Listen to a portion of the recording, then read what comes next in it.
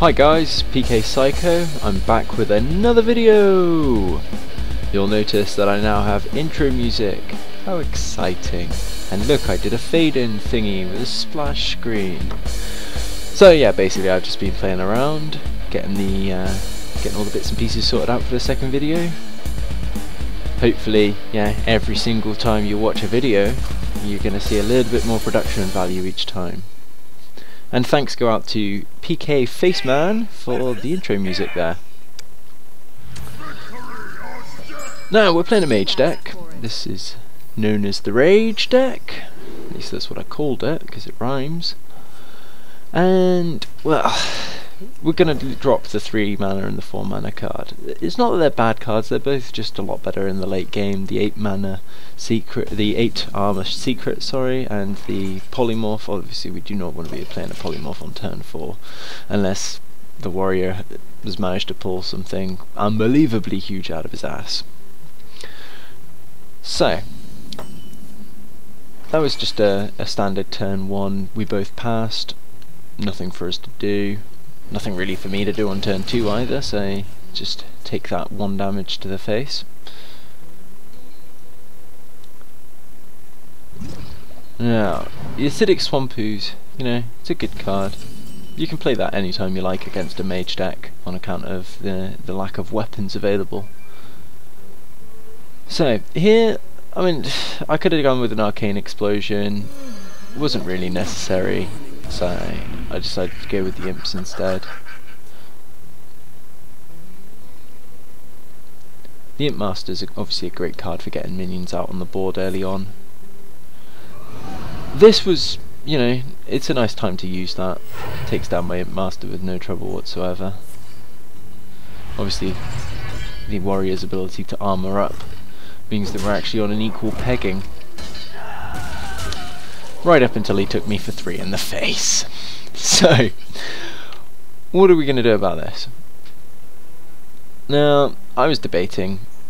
I figured an Arcane Missile was probably going to do the trick.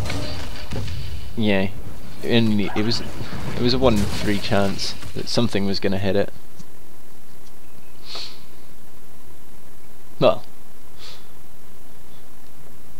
it was like, well, yeah.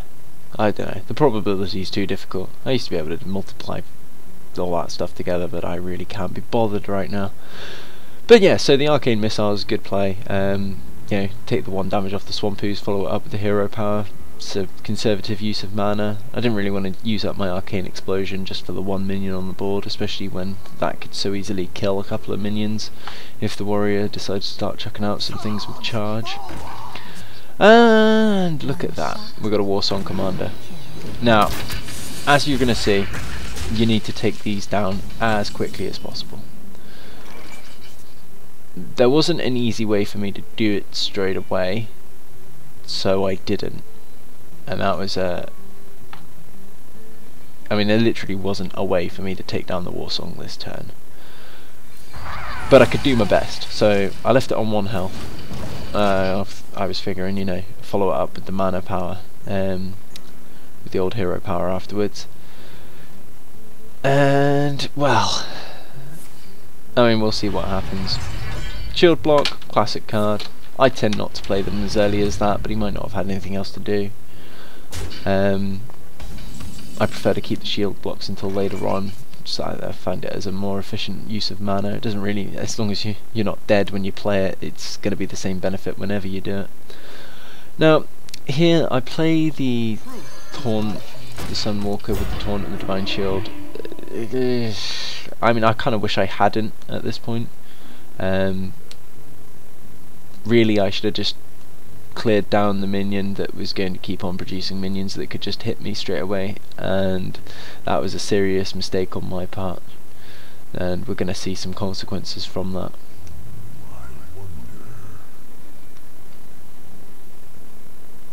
So, we should probably talk about other stuff as well. Good play there, nice cheap way to get rid of the Divine Shield, nothing killed. It's a 1 mana attack, no waste at all. Execute's obviously fantastic, clear that down. Still got the war song there, and he plays another shield block, so the armor is well and truly up. Now here I was at a bit of a loss as to what to do. I mean, it's obviously I'm not going to play a flame strike, but I do have 2 of them. The 3 damage randomly split amongst enemy characters seemed like a good move, because what are the odds that it doesn't hit the war song and kill it? There's a Priestess of Elune for a bit of healing. You know, it's a big old health gap we got there with his 10 extra armor on top of the 27, so when you're sat with an 11 health difference, it's you really want to start healing up. And he's obviously just going to keep on armoring up as well, so we're aware of that. He's quite happy to trade, take the 5 damage, just clear down the minion, and I mean, sensible to do so.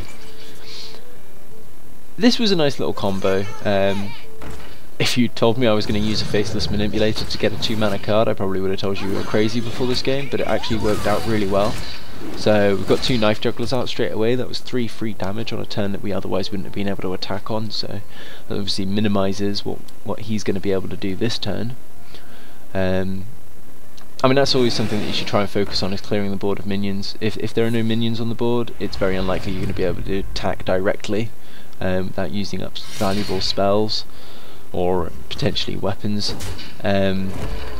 Obviously he wants to clear down the Knife Jugglers as quickly as possible. I mean, he doesn't know that I don't have any minions in my hand. Of all the times to have no minions whatsoever. So I decided to go with the Flame Strike, take the hero power, clear down the old Chillwind Yeti, and just take the damage straight to the face. So we're back on equal health again, and I've actually got 2 minions up, and I've got the advantage back. So you can see how quickly the games can switch around in that way. And the thing about warrior decks as well, quite often people neglect to put taunts in them, because they figure that, you know, I'm getting armor anyway, so what's the difference? And to an extent it works, but I do find a couple of good taunts can really improve a warrior deck. I was quite annoyed here. 2 polymorphs and a flame strike and nothing on the board. I mean, how many times do you see just 1 damage being done on turn 10 with 8 mana left over? It was really frustrating, especially when you look down the actual card list I have here. I mean, I've got a Sylvanas Windrunner, I've got a Kel'Thuzad, I've got a Ragnaros. You know, I've got another Faceless Manipulator, not that I had anything to use it on, but out of all of those really high value cards that are so key at this point in the game, I had nothing to play. So fortunately he didn't seem to have anything to play either. So, and hey, look at that, there's an Alexstrasza. So we take his health right down to 15. Alexstrasza's a great card, sometimes a bit of a dual-edged sword. It's you know, one of the problems with it is that if you've already got the enemy hero down to below 15 and you still have a fair decent amount of health left, you are going to not be able to play that card. So you're either going to heal your opponent or damage yourself, and that can be quite frustrating, because that's a 9 mana card that can just sit in your hand, and that you know, turns can go by where you would have otherwise been able to play it, and you didn't need the mana for anything else, and then you can guarantee that the one time that you feel like you want to play it, you don't have the mana to do it with everything else you need to do. So that can be extremely frustrating. So we can see that compared to the 2 priest games that I showed you in the last video, this game has gone on for a lot longer. I mean, we've had quite a few turns with 10 mana hit now. Neither he nor I seem to have very much that we could do. I figured a Vaporize was a good move here. I mean, if he attacks with the Silverwind Champion, then that's going to go down straight away. And he's going for the old armor as well. I mean, at this stage in the game, you can just expect that warriors are going to have an extra 2 health every turn. Just, you know, the same way that the priest is going to heal 2 health every turn, because there's very little. There's only so many cards that you can physically play when you've got 10 mana on the board. And we take down the charge minion, so that's fine. You'll notice that I gained 8 armor from the other secret there. And of course, you know, we get a secret keeper this late in the game. It's basically useless, but it might as well be on the board. So first of all, polymorph the Silver champion, then we'll play the Secret Keeper.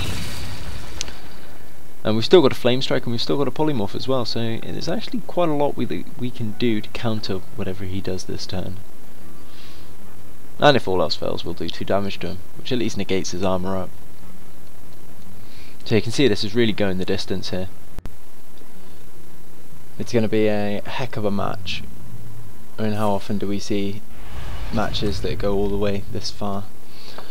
So he's just going to keep on armoring up. We've now got a Fireball.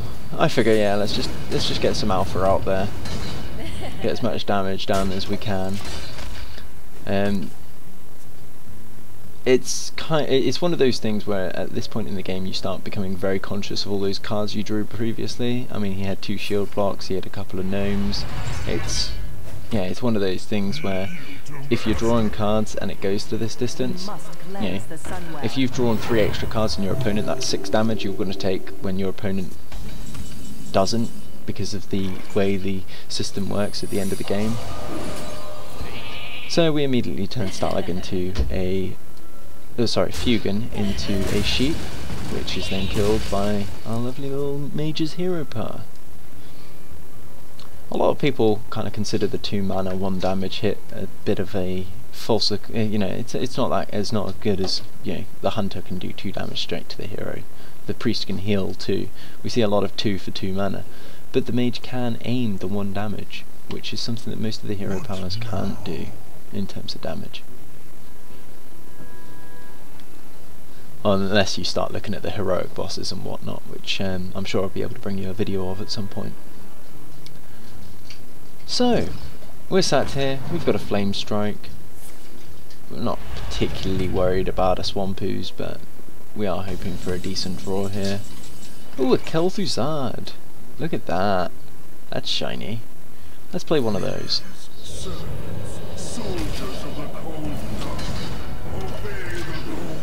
So we've got Kel'Thuzad out. I mean, it's not a great card when there's no other minions, but at the end of the day it's a 6/8 at this stage in the game. He doesn't seem to have anything to play against it, so we'll just have to see what happens. Frothing Berserker is a good card. You can really see those go well in the minion rushing decks. Arcanite Reaper, nice little 5 damage. He took 6 damage for attacking Kel'Thuzad there, so that's technically a win for us. Mirror Entity, well, we seem to have drawn that just a little bit too late, but we can use the Flame Strike to remove that lovely buffed minion there. So we're going to take 5 damage. He's now got 5 cards left, we've got 9 cards left. It's a potential 10 extra damage. It's a lot to think about. The way the damage accumulates, it can ramp up extremely quickly.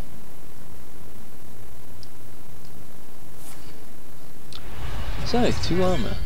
What a surprise. And he's attacking. So we get another 8 armor. I think that's one of the most valuable secrets the mage has. It's basically an 8 mana heal for an 8 health heal for 3 mana. And we get our second Knife Juggler. Technically our third if you count the Faceless Manipulator.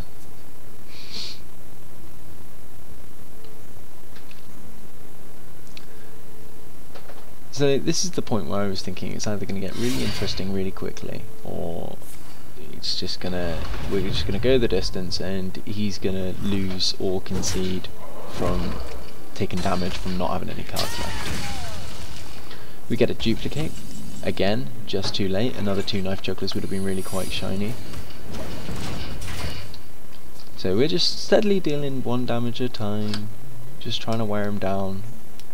If it wasn't for the fact that he keeps attacking our minions with his hero, then he would have a serious health advantage just purely from the fact that he can put 2 extra armor on every turn, whereas we can only take 1 of those off. But he does need to clear down the minions. There's a Fugan there, so... Sorry, Stalag there. Now, this is fantastic, because his Fugan has died already. It doesn't have to be your Fugan in order to trigger and get Thaddeus. Which is just the best thing ever. I mean, there is literally nothing more cool than that. And I only found this out by pure accident. I just thought, hey, you know, I looked at the card to text and it wasn't very specific, so I thought, hey, let's try it. Here's Fugan died, I played my Stalag died, I got a Thaddeus. And the other guy rage quit. As you do. So this is quite shiny as well.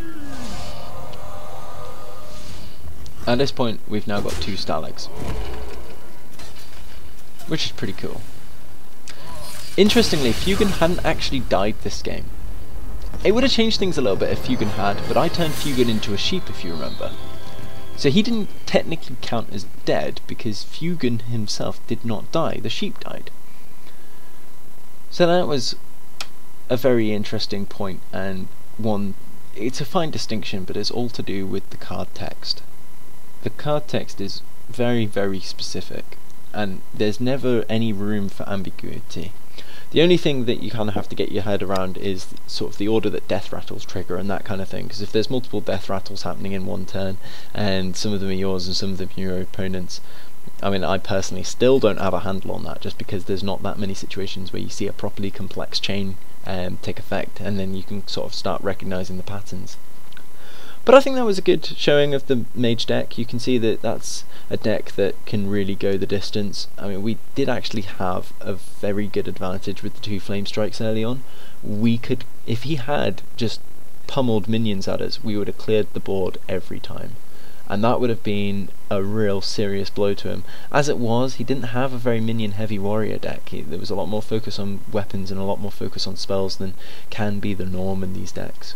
So that meant that we could play to our strengths a little bit, we could keep on dealing consistent damage, and we could, to an extent, we could let the bad RNG just kind of fall to the wayside and still just power through and really take control of the game. So you can see that that's one of the really key things about Hearthstone, is that not every deck is going to come out the same way every time. You can build a deck around one strategy, but that's not actually going to ever work. Because you're going to be coming up against different decks, you're not going to actually see, I mean, how often are you going to see the deck? If somebody could work out the probability and send it to me, that would be great. But what are the odds that you're going to see the same 30 cards in the same order? And, well, if you're playing with my priest decks, I've got Thought Steals, which just completely smash that likelihood out the water. So every game is a different game, and sometimes you might be able to replicate the same combos, and great, fair play. I mean, the idea of the game, that's why you can put more than one of a particular card into a deck. But the reality is you can't rely on that. You have to see these emergent behaviours that can come about. So, that was my second Hearthstone video. Next time I'm hoping to have a slightly less manic game, so we can sort of touch on the upcoming expansion, and I'd like to also talk about a little bit about the free-to-play, pay-to-win kind of elements in the game. I've spent a little bit of money on the game, but mostly I've just played it for free, so it'd be interesting to hear thoughts on the comments if you've got any questions you'd like me to answer. See you guys later.